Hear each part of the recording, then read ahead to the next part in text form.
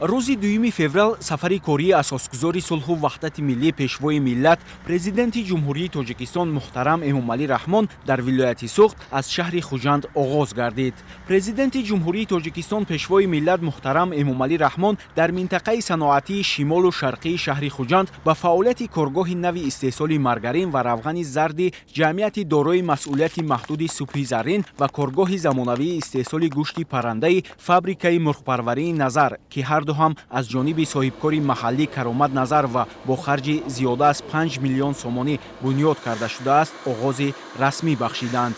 зимни боздид аз раванди истеҳсоли маргарин ва равғани зард ба сарвари давлат иттилоъ дода шуд ки коргоҳи мазкур дар асоси технологияи муосири соҳавии ширкатҳои бонуфузи кишварҳои пешрафтаи Аврупо фаъолият намуда, ҳадафи муассис таъмини бозори дохилӣ бо ин ду навъи маҳсулот ва таъсиси ҷойҳои нави корӣ мебошад.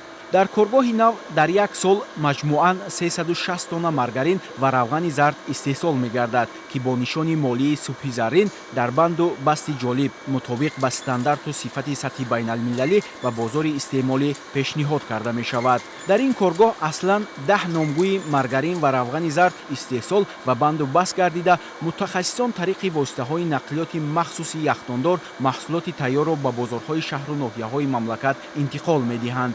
ашёи хом асосан аз корхонаҳои коркарди шири шаҳру ноҳияҳои вилояти Суғд ва як қисмаш аз хориҷи мамлакат дастрас карда мешавад. сарвари давлат муҳтарам Эмомалӣ Раҳмон ба роҳбарияти ҷамъияти дорои масъулияти маҳдуди Субҳи Заррин дастур доданд ки ба сифати маҳсулот таваҷҷӯҳи махсус равона намуда, ҳаҷми истеҳсолотро бо инобати талаботи бозори дохилӣ марҳила ба марҳила афзоиш диҳанд.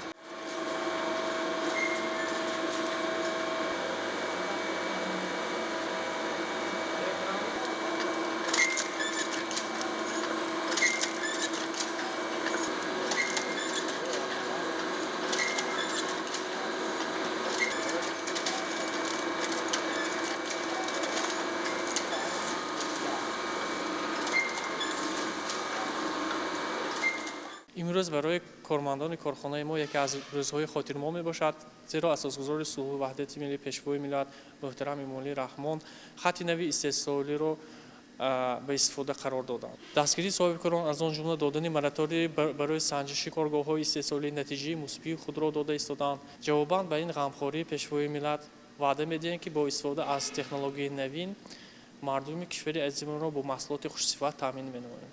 технологие ки мо ворид кардаем аз Аврупо ҳаст, нихтараш аз Украина. мо метавонем имрӯз гӯем ки маҳсулоти мо рақобатпазир аст, чунонки мо дар мадди аввал сифати маҳсулотро қарор дода истодаем ва боварӣ комил дорем ки мардуми кишвари мо ин маҳсулотҳои моро хуб қабул менамоянд. 3 намуди маҳсулоти асосӣ ҳаст ки 10 номгӯро ташкил медиҳад ки мутобиқи стандартҳои ҷумҳурии Тоҷикистон мебошад. якум намуди гурӯҳи маҳсулоти мо ин равғани гудохта шуда, омехтаи равғани гудохта шуда мебошад. дуюмаш ин спредҳо мебошад ва сеюмаш ин маргаринҳо мебошад. маргаринҳо мо қариб 4 намуд маргаринҳо истеҳсол мекунем, 5 намуд спред истеҳсол мекунем ва 1 намуд гудохтаи равғани омехтаи. ҳаракат мекунем, кӯшиш ба хард мекунем ки дар оянда мағозаи фирмаи худро дар ноҳияҳо ва шаҳрҳои ҷумҳурии Тоҷикистон дошта бошем.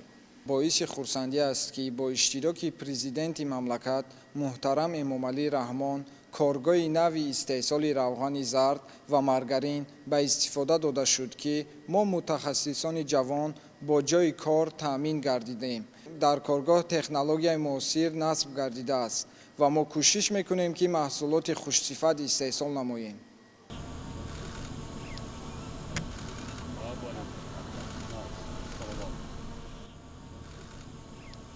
иқдоми дигари соҳибкори ватанӣ ки дар доираи татбиқи ҳадафи чоруми миллии саноатикунонии босуръати мамлакат амалӣ гардид, таъсиси фабрикаи мукаммалу меъёрии парвариши чӯҷа ва коргоҳи истеҳсоли гӯшти парҳезии парранда мебошад.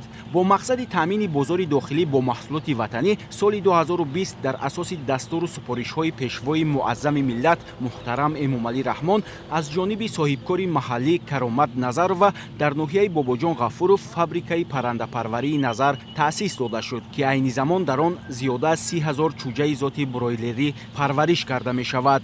اطلاع داده شد که دوامی 40-45 روز چوجه‌های ذات برویلری به حساب میانه 2.5 کیلوگرم وزن میگیرند و برای ذبح تیار میشوند.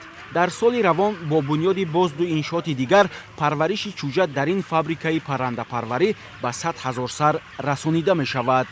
صاحبکاری وطنی بعد بنیاد فابریکه عزم گرفت که استحصال گوشت پرنده را به راه ماند. اینک کارگاه ذبح پرنده با فراگیری کارکرد و بند و بست بنیاد و مورد بهره برداری قرار داده شد که دارای خط تکنولوژی معاصر ترکی بوده. همه این مرحله های استحصال تا به استعمال کننده رسانیدن گوشت اعلی صفت پرنده پورا به راه مانده شده است. در کارگاه برای قریب 50 نفر کارگران و متخصصان محلی جای نوی کاری تأسیس یافته در یک ماه بیشتر از 100 تن و در یک سال زیاده از 1200 تن گوشت پرنده استحصال کرده می شود. تمام بینای و انشاءات مخصوصی صحوی از جمله برای ذبح، کارکرد، بند و بست و نگهداری گوشت پرهیزی پرنده مجهز با خط و تجهیزات تکنولوژی معاصر ساخته شده است. در کارگاه برای معین نمودن صفت آزمایشگاه نیز فعالیت می کند و از جانب متخصصان محصولات تیار با ماشین های مخصوصی یخداندار به بازارهای شهر و ناحیه های ولایت سوخت، ولایت ختلان و شهر دوشنبه دسترس کرده می شود. آینده با تامین بازار داخلی گوشت پرهیزی پرنده با بند و بست مطابق با استانداردهای جهانی و کشورهای منطقه هم صادرات خواهد شد. در همین جا همچنین سرور دولت محترم امامعلی رحمان از نمایش محصولات کارگاه فرمای پرنده پروری نظر دیده نموده به صفت و کارکرد آن بهای بلند دادند و اقدام پیشگرفته صاحبکاران را در سمت سهمگذاری در رشد و نموی ساحه عبرت بخش ارزیابی کردند. تاکید گردید که آینده با وارد نمودن خطهای نوی تکنولوژی در اینجا از گوشت پرنده استحصال چندین نمودی محصولات به راه مانده می شود. ما در منطقه صنعتی شمال و شرقی شهر خوجند برای مرغایی که ما پرورش میکردیم برای اینجا برای ضبط نمودن کارخانه برای مانده شد که در یک شبانه روز زیاده از 1200 سر مرغ از روی قاعده بهداشتی بند و بست کرده می شود و در اینجا ما محصولاتی که ما استحصال میکنیم به حالتی بوتون غیر از این مرغ به قسم ها جدا کرده می شود. غیر از این دیل، جگر و سنگدانی مرغ نیز در علاهیدگی بند و بست کرده شده و فروش برآورده می شود. غیر از این گفتنی هستم که همه محصولاتی که ما استحصال میکنیم با تمغه مالی دلیران به بازارها پیشنهاد کرده می شود. همه این موفقیتی که ما نائل شدیم و اون فابریکه‌ای که ما تشکیل کردیم و کارخانه‌ای که برای ضبط نمودن پرنده ها تشکیل کردیم، همه این واردات تکنولوژی هایی که به این کارخانه ها وارد شد از باج گمرکی آزاد کرده شده است و این برای ما یک موفقیت شد که ما اینها رو تشکیل کنیم. طبق معلومات مسئولین ساحه امروز در ولایت سوخت از شماره عمومی کارخانه‌های پرنده پروری فعالیت زیاده از 20 تای آن مخصوص برای استحصال گوشت پرهیزی پرنده روانه کرده شده است. ما از دستگیری دولتی حکومت، امتیازهای دولتی و دستور سپارش پیشوای معظم ملت پرزیدنت جمهوری تاجیکستان محترم امامعلی رحمان بود که صاحب پرنده پروری که سمت فعالیتشان به استحصال گوشت پرنده نگران شده است در جمهوری و خصوص در ولایت سوخت روی به ترقی نهاد.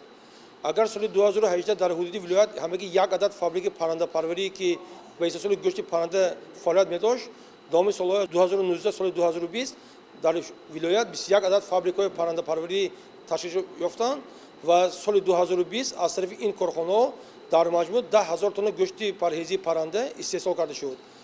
امتیازهای دولتی در مسئله واردات تکنولوژی نو پرنده، خوراک پرنده و امتیازهای اندازی با اون آورده است که از طرف صاحبکاران دام سال 2020 تجهیزات بهترین وارد کرده شد و در ولایت و عموما در مرکز جمهوری بسته‌بندی گوشت پرنده به راه مانده شد.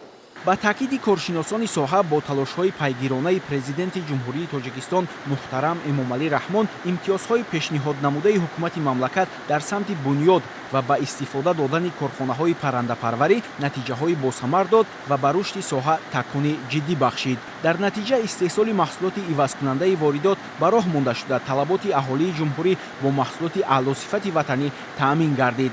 масалан дар соли 2020 дар мамлакат истеҳсоли гӯшти парранда нисбат ба соли 2017 4,5 баробар афзоиш ёфтааст ва ин нишондод дар паёми президенти ҷумҳурии тоҷикистон пешвои миллат муҳтарам Эмомалӣ Раҳмон ба Маҷлиси олии ҷумҳурии тоҷикистон таъкид гардид. ҷиҳати расидан ба нишондиҳандаҳои аз ин ҳам бештар, соҳибкорони вилояти Суғд дар оянда бо таъсиси корхонаҳои паррандапарварии нав истеҳсоли гӯшту тухмро афзоиш мебахшанд.